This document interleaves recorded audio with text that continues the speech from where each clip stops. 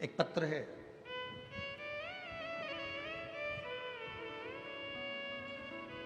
मैं मनाली शुभम अग्रवाल सोनगढ़ गुजरात से लिखती हूँ। कहीं बैठी हो तो एक बेलपत्र लेने के लिए आ सकती हूँ।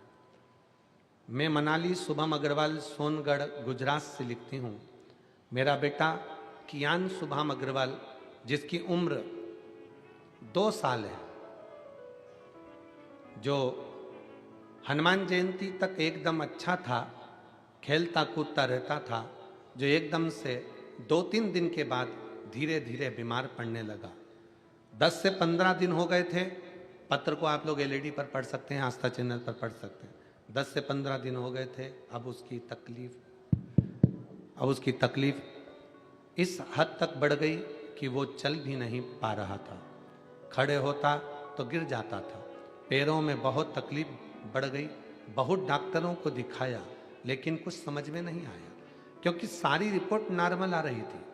सूरत के डॉक्टर ने एडमिट किया, एमआरआई, ब्लड रिपोर्ट सब कुछ नॉर्मल था, लेकिन कियान चल भी नहीं पाता था और गिर जाता था। ज़्यादा कंडीशन खराब हो गई। अब वो एक कदम भी नहीं चल पा रहा। मेरी सास ने मुझे 5 पशुपतिनाथ के व्रत का वर्णन बताया। जैसे ही पशुपतिनाथ के व्रत का वर्णन बताया, मैं करने के लिए तैयार हुई, पर 2 दिन बाद एक रिपोर्ट आई। रिपोर्ट में मालूम पड़ा कि मेरे बच्चे को जीबीएस पॉजिटिव आया है। जीबीएस की बीमारी एक ऐसी बीमारी है जिसमें पाँव से चालू होती है, जिसमें पाँव काम करना बंद कर देता है।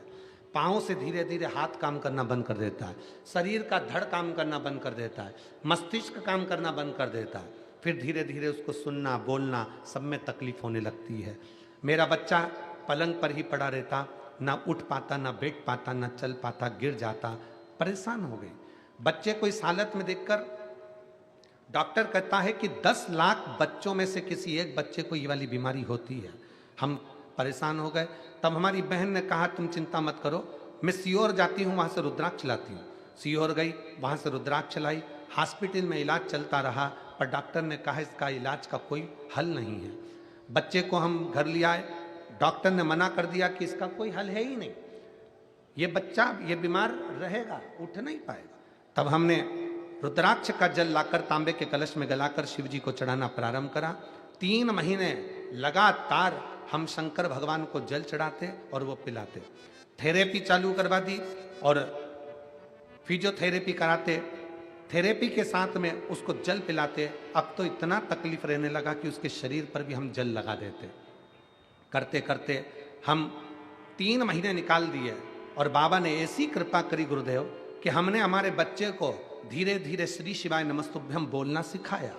जब बच्चे को श्री शिवाय नमस्तुभ्यम बोलना सिखाया, बेलपत्र उसको खिलाना सिखाया, जल उसको पिलाना सिखाया, आज मेरा बेटा वापिस खड़ा हो गया और चलने भी लगा। और डॉक्टर, फिजियोथेरेपी वाले डॉक्टर कहते हैं ये जादू कैसे हो सकता है, इस तरह के बच्चों को ठीक होते कभी नहीं देखा।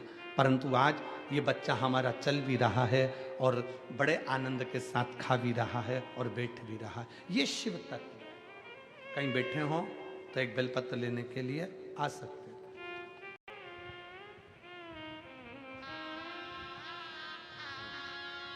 ये बच्चे की माता जी हैं और नानी है। एक बार जोरदार ताली बजाए बच्चे को।